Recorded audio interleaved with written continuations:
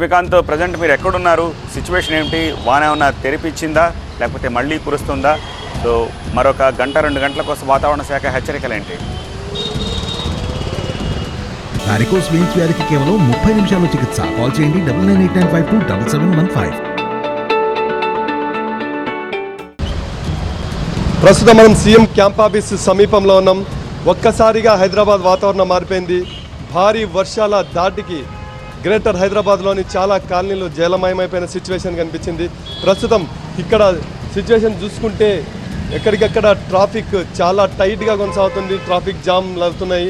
ప్రధానంగా అనంతపురం గ్రేటర్ హైదరాబాద్లోని కృష్ణానగర్లో చూసుకుంటే కేవలం అరగంట వ్యవధిలోనే 5.1 సెంటీమీటర్ల వర్షపాతం నమోదైంది. అలాగే చాలా చోట్ల కూడా 4.8, 4.2, 4.4 నమోదైంది. అంటే అత్యంత వెనుకబడిన దేశంలోనే రెండో అత్యంత కరువు ప్రాంతమైన అనంతపురం జిల్లాలో వర్షపాతం ఒక ఏడాది పాటు కురిసే వర్షపాతంలో పోల్చుకుంటే కేవలం గ్రేటర్ హైదరాబాద్లో కురిసిన వర్షపాతం అరగంటలోనే దాదాపు 7% వర్షపాతం నమోదైంది. అంటే కృష్ణానగర్లో 5.1, అదేవిధంగా కుత్బుల్లాపూర్లో చూసుకుంటే 4.2, రాయదుర్గంలో చూసుకుంటే ఇక్కడ 4.4, ఇలా మొత్తం కూడా యావరేజ్గా కేవలం అరగంట వ్యవధిలోనే 5 సెంటీమీటర్ల వర్షపాతం నమోదైంది. మరి 2 గంటల పాటు కూడా భారీ వర్షాలు కురిసే అవకాశం ఉంది. వాతావరణ శాఖ హెచ్చరికలు జారీ చేసిన నేపథ్యంలో మొత్తం భారీగా ఎక్కడికెక్కడ ట్రాఫిక్ జామ్ అయ్యే అవకాశాలే ఉన్నాయి. అయితే దీంతోపాటు ప్రధానంగా గ్రేటర్ హైదరాబాద్లోని ప్రధాన జంక్షన్లో మ్యాన్ హోల్స్ దగ్గర భారీగా వరద నీరు డ్రైనేజ్ నుంచి ఉబ్బుకుతుంది. ఇక్కడ ఇప్పుడు ఇందాకనే చూసుకున్నాం, TV9లో ఎక్స్క్లూజివ్గా అందించిన విజువల్స్లో చూసుకుంటే నాగార్జున సర్కిల్లో ప్రధాన రహదారి సెంటర్లో భారీగా మాన్హాల్ నుంచి బయటికి నీళ్లు రావడమే కాకుండా అర్ధడుగు పాటు రోడ్డు పైకి లేచి కిందికి కుంగింది.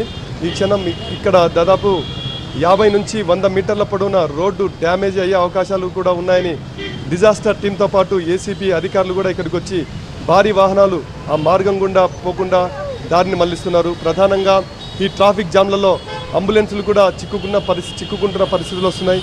అదేవిధంగా చూసుకుంటే మరో 2 గంటల్లో అంటే 7:30 గంటలకు స్టార్ట్ కావాల్సినటువంటి సన్ రైజర్స్ వర్సెస్ గుజరాత్ టీంతో క్రికెట్ మ్యాచ్ కూడా భారీ వర్షం ఎఫెక్ట్ పడే అవకాశం కనిపిస్తుంది. కాసేపటి క్రితమే ఈ మార్గం గుండా సన్ రైజర్స్ టీంను భారీ పోలీస్ బందోబస్తు మధ్య స్టేడియంకి తీసుకువెళ్తున్న సిచ్యువేషన్ కనిపిస్తుంది.